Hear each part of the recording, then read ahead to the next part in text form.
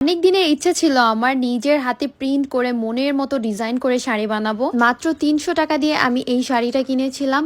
শাড়ি না, মানে আমি গজ কাপড়ই কিনেছিলাম। এই কাপড়ের গজ ছিল 50 টাকা গজ। এই কাপড়টা একটু টোসা টাইপের, অল্প একটু গ্লেসও দেয়, মানে রোদ্রে গেলে কাপড়টা অনেক বেশি গ্লেস করে। তো অনেক সুন্দর একটা মানে বাসন্তী, টকটকা বাসন্তী একটা কালার।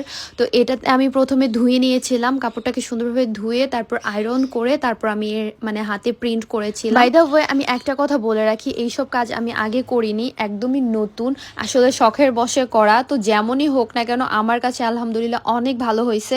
বাট যারা প্রিন্টিং করে তারা হয়তো বা কমেন্টে বলতে পারে এইটা হয় নাই, ওইটা হয় নাই, রং এরকম করলে ভালো হইতো, ওইরকম করলে ভালো হইতো। যাই হোক আলহামদুলিল্লাহ অনেক অনেক সুন্দর হয়েছে, আমার বাসার সবাই অনেক পছন্দ করেছে।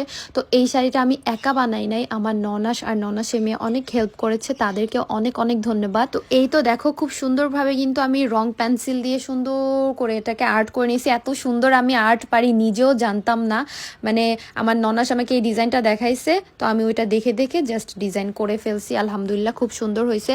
তো এখন হচ্ছে আসল কাজ, পেইন্টিং করাটা আসলে অনেক টাফ। এই দেখো আমি না 5-6টা রং কিনেছিলাম, তো 5-6টা রং দিয়ে আমি অনেকগুলা কালারও বানাইছি। ডার্ক গ্রিন, মানে গ্রিন কালারটা ছিল, তো আমি এটাকে একটু ব্ল্যাক মিক্স করে একটু ডার্ক গ্রিন কালার করেছিলাম।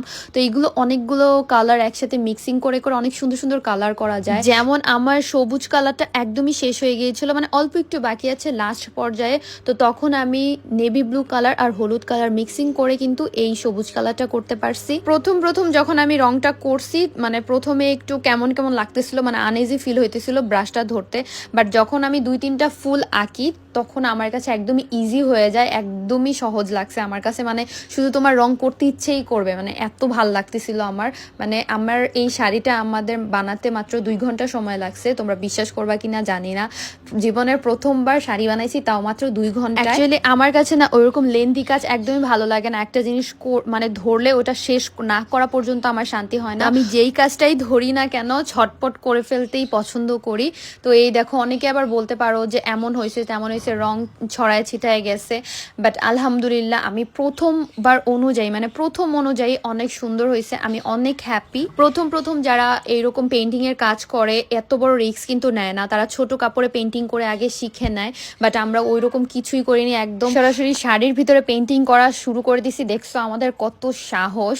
আলহামদুলিল্লাহ অনেক সুন্দর হয়েছে। মানে আরেকটা জিনিস কি জানো, যখন আমি ভিডিও করতে যাই তখনই মানে এক হাতে মোবাইল আর এক হাতে রং করতে গেলে একটু রংটা কেমন যেন হয়ে যায়, যেমনটা এই ভিডিওতে দেখতে পারলা, মানে কেমন যেন হয়তো। এই দেখো কত সুন্দর লাগতেছে কালারটা, জাস্ট ওয়াও।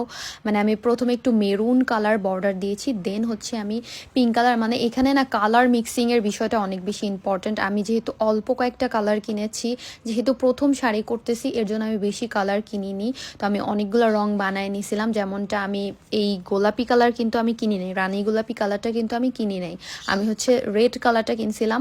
তো রেড কালারের মধ্যে আমি হচ্ছে হোয়াইটটা মিক্স করেছি, প্লাস হচ্ছে বাইন্ডার, এরপর হচ্ছে অল্প একটু বাইন্ডার দিলে কিন্তু একদম পিঙ্ক কালারটা চলে আসে। তো বাইন্ডার আর হচ্ছে একটু হোয়াইট কালারটা দেওয়াতে কিন্তু আমার রানী গোলাপি কালারটা চলে আসছে। তো দেখো আমরা কিন্তু অনেকগুলো কালার বানাইছি, মানে আঁচলটা কিন্তু একটু বেশি সুন্দর করা ট্রাই করেছি, মানে অনেকগুলো কালার দিয়েছি। যেমন বেগুনি পার্পল কালারটা আমাদের কাছে ছিল না, তো পার্পল কালারটাও বানাইছি। মানে অনেকগুলো কালার মিক্সিং করে করে অনেক সুন্দর মানে একটা আঁচল বানাইছি। দেখো কতটা সুন্দর হয়েছে।